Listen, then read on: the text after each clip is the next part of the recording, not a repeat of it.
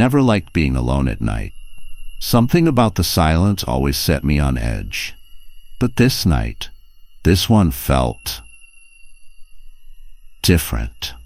My parents were away for the weekend, visiting family in another state. That left me, 18-year-old Callie Monroe, in charge of the house. At first it sounded like the dream setup. Movies, junk food, and no one nagging me to turn off the lights. But as the sky darkened over our quiet little town of Maple Hollow, that creeping sense of unease began to grow. Our home isn't old or creepy, and we've never had anything remotely supernatural happen here. But that night, the ordinary noises became strangely loud. The hum of the fridge, the creak of the stairs, even my own breathing felt intrusive. Still, I brushed it off.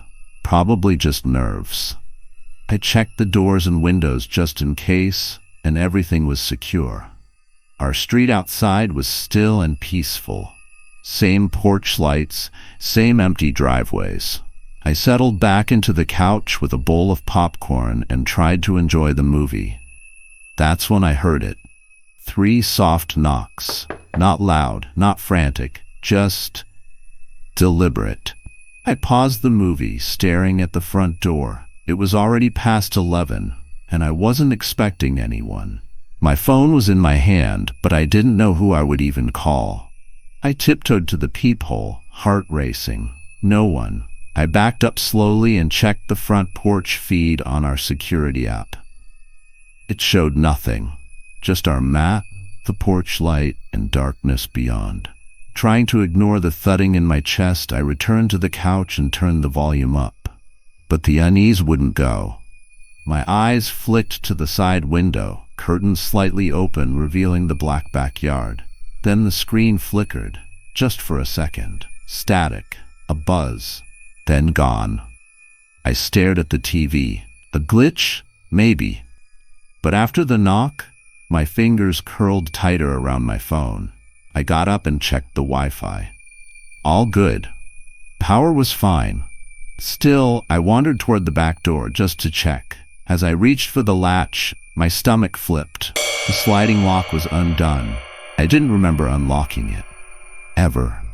I quickly and quietly slid the door shut and made sure it was sealed. That's when my security app buzzed. Motion detected. Front porch. I tapped the notification. The feed showed nothing at first, but then a shadow moved. Just a flicker at the edge of the screen. Gone. I couldn't breathe. Was someone out there? Was I imagining things? Then I heard it. 3 knocks, again from the back door. I turned, nearly dropping my phone. My legs froze. The same steady rhythm, not frantic, not friendly. Before I could move, another alert. Motion detected. Inside. Inside? No, that had to be wrong. I tapped the feed. The living room camera loaded. At first, nothing.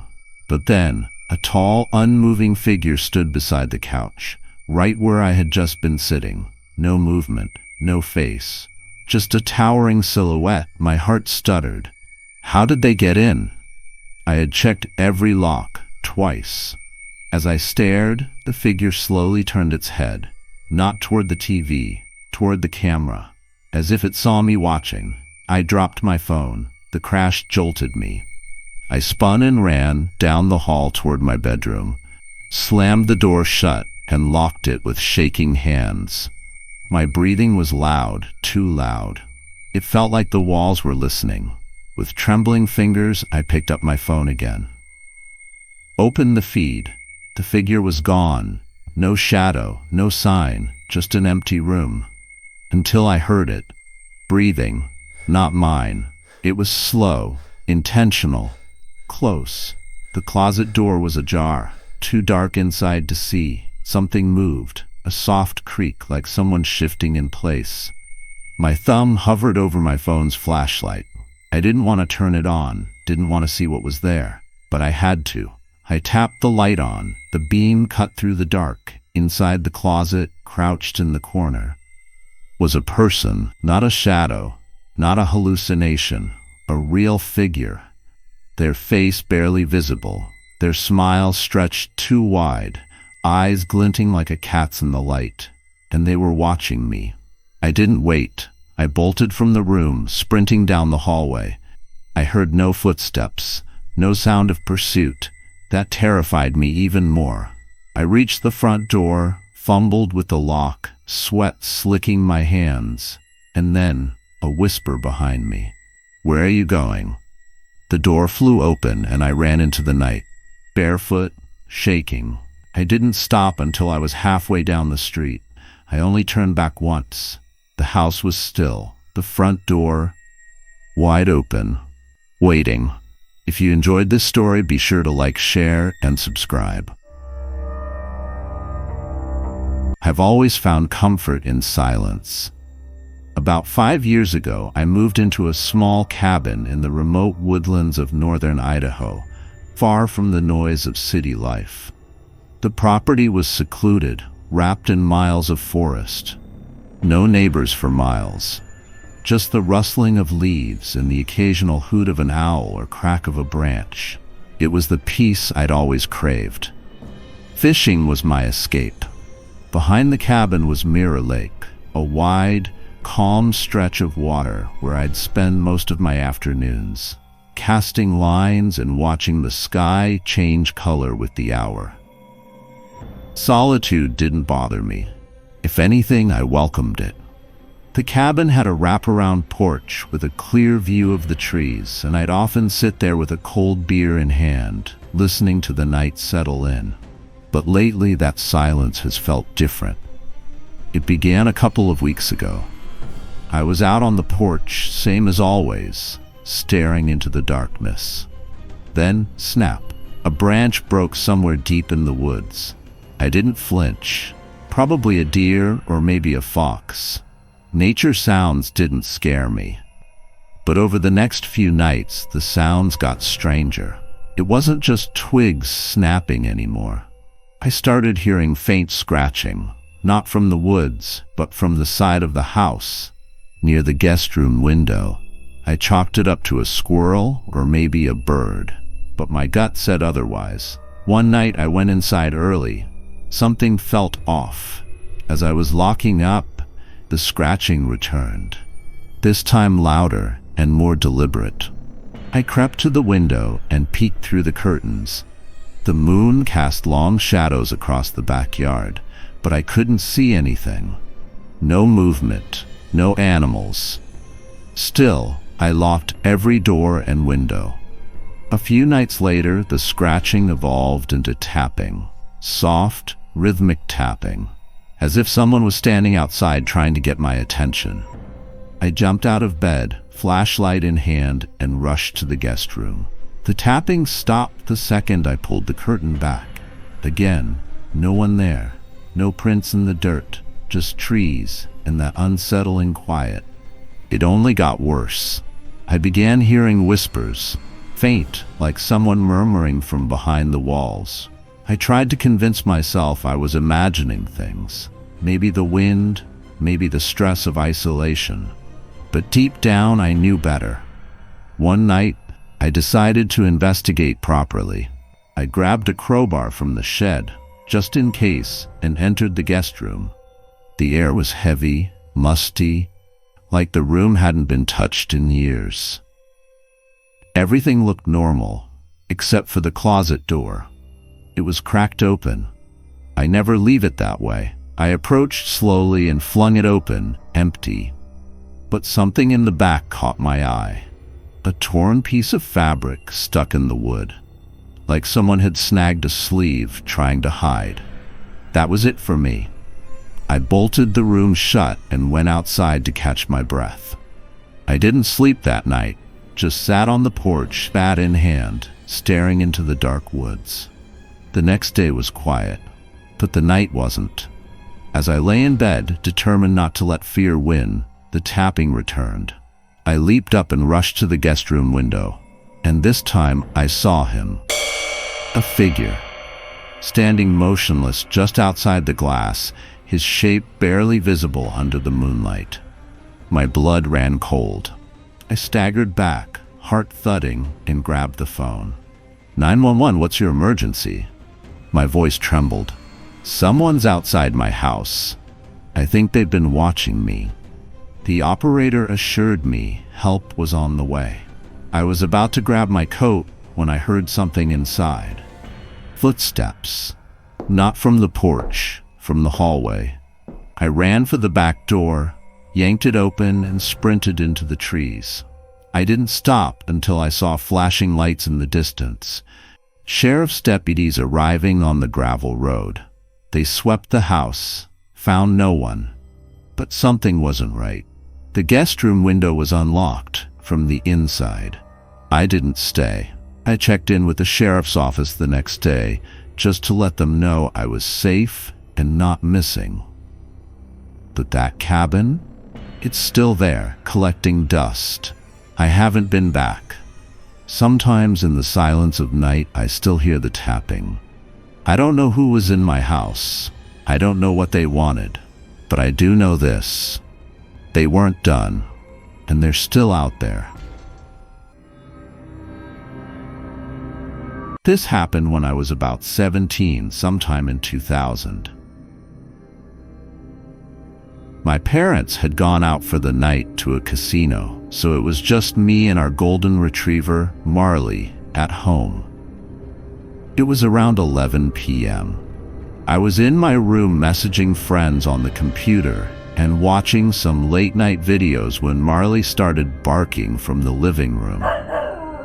I figured maybe my parents were home, but after a minute of her constant barking and no sign of the front door opening, I got up to check.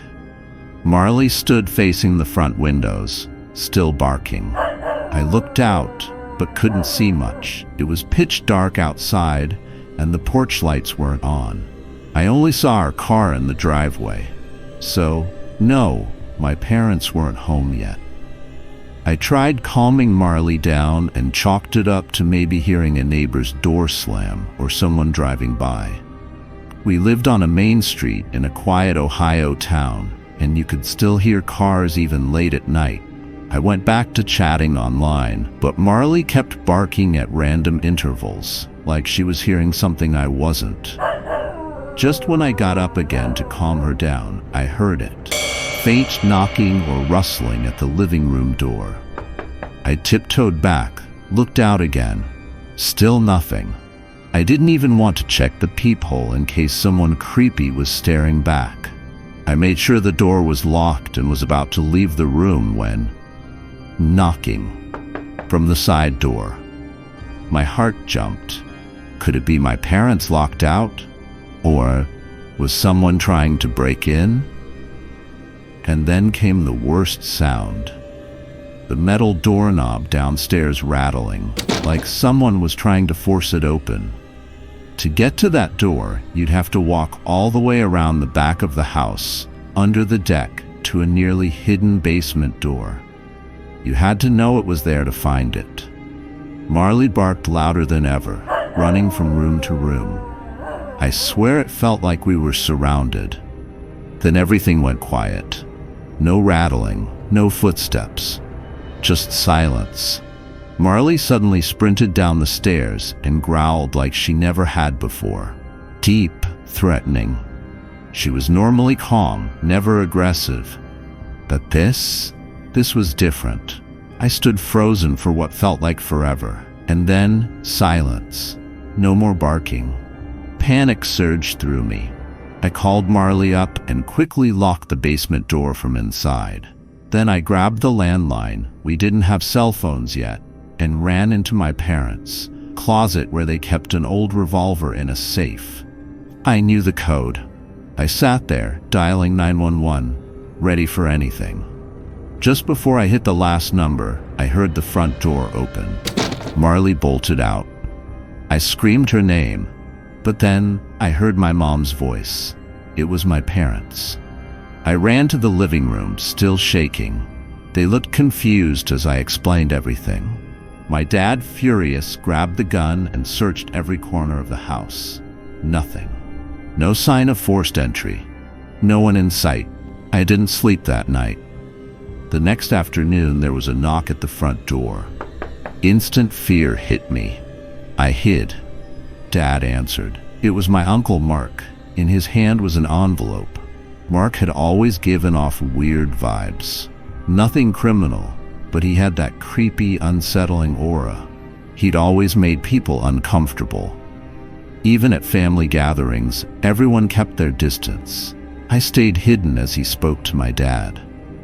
I caught parts of it. He said something about stopping by last night to leave a thank you card for me since I had helped his daughter Jenny with her softball pitching.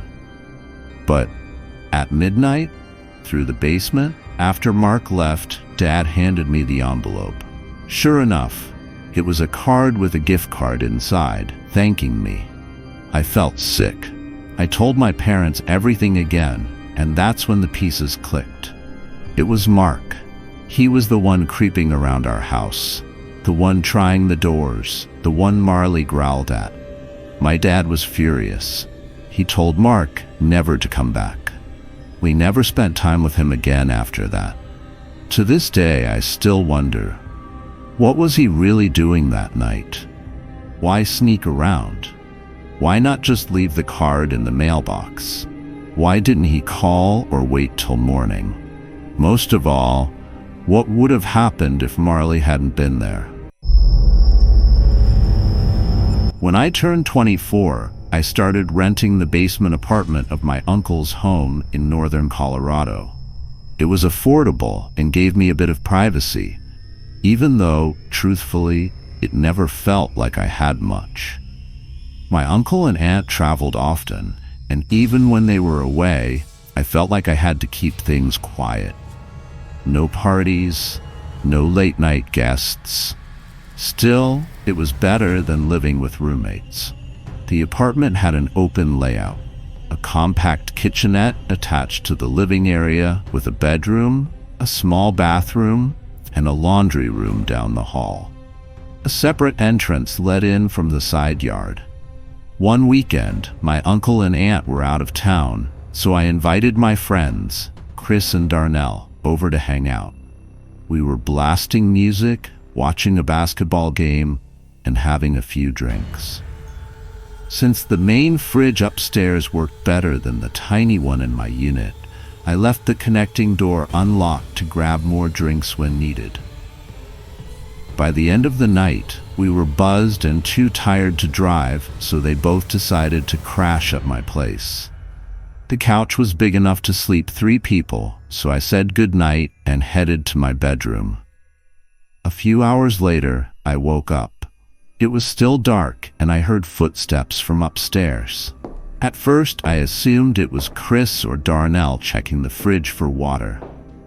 I tried falling back asleep, but minutes later, my bedroom doorknob jiggled. It was locked. Thankfully, I always lock it out of habit. Still half asleep, I figured one of the guys must have tried to open the wrong door by mistake. I didn't say anything and eventually dozed off again. The next morning, Chris had already left, but Darnell was still passed out on the couch. When I asked him if he'd tried to come into my room, he said no and looked genuinely confused. I let it slide and chalked it up to a drunk misunderstanding. I spent most of that Saturday out with some other friends and came home pretty late, not drunk but definitely tired. I had a snack, showered, and climbed into bed. I left the TV on for a while, then finally turned it off. That's when I heard the same faint thumps upstairs. It sounded like someone walking. I froze, ears straining to listen. The footsteps stopped. My heart pounded. I sat up in bed, nervous but trying to convince myself it was just the house settling. Maybe my mind was playing tricks on me. Then it happened again. The doorknob twisted, followed by a soft knock. This time, I panicked. I grabbed my phone and started texting my family and a few friends, including Chris and Darnell. But it was late, and no one responded. My uncle and aunt weren't due back until Monday, and they definitely weren't in the house. I kept completely silent, backing into the corner of my room and grabbing a small weight from under the bed. My eyes stayed fixed on the door, heart racing. 10 minutes passed. Nothing. I finally dialed 911 and whispered everything to the dispatcher. I didn't dare open the door. I asked them to send an officer to my bedroom window, which luckily faced the driveway. Soon I heard a tap on the glass. I pulled back the curtain and saw a uniformed officer. I opened the window and handed him the key to the side door. Moments later, I heard the apartment door open. That was the first time I left my bedroom. The officers checked my unit. Nothing. Then we went upstairs. When they entered my uncle's bedroom, I heard one of them yell. Another officer pulled me back as they dragged someone out from under the bed. A tall, scruffy man with wild eyes and tattered clothes. He glared at me like he hated me, and I'll never forget that look. It turns out he was homeless and possibly mentally ill. Once they had him in the back of the cruiser, the police asked if I knew him. I didn't. I was too stunned to even respond properly. After they left, I texted everyone I knew and called my uncle the next morning. He was shocked, but since nothing was stolen and the guy was homeless, he decided not to press charges. To this day, I don't know how that man got in. Maybe I forgot to lock the front door when my friends were over. Or maybe he had already been in the house long before we noticed anything. All I know is I'll never sleep with my door unlocked again. I first noticed her the day I moved into my apartment in Brookdale Heights, a quiet, aging neighborhood on the edge of town, mostly filled with retirees and empty lots. My new place was on the second floor of a weathered brick building. It had a narrow view of the fenced-in communal garden behind the complex. The yard was plain. Patches of dry grass, 2 gnarled trees, and a wooden bench that looked like it hadn't been used in years. That night, while I was setting up my desk near the back window, I saw her. An old woman stood still by the bench. Her thin, white hair hung in wisps that barely moved in the breeze. She didn't sit, she didn't pace. She simply stared ahead, unmoving. I assumed she was a neighbor, maybe just enjoying the night air, but the stillness was unsettling. I dismissed it as nothing. The next morning, while eating breakfast, I caught sight of her again. Same position, same eerie silence. My stomach twisted a little. Maybe she was a creature of habit, someone with a routine. Still, something about her didn't sit right with me. On the third night, it became hard to ignore. I saw her again, exactly where she'd always been. But this time, it felt different. It felt personal, like she was waiting for me. I told Mrs. Hanley, my neighbor, about the woman. She had lived here for nearly 2 decades and knew everyone in the building. When I described the lady, her face went pale.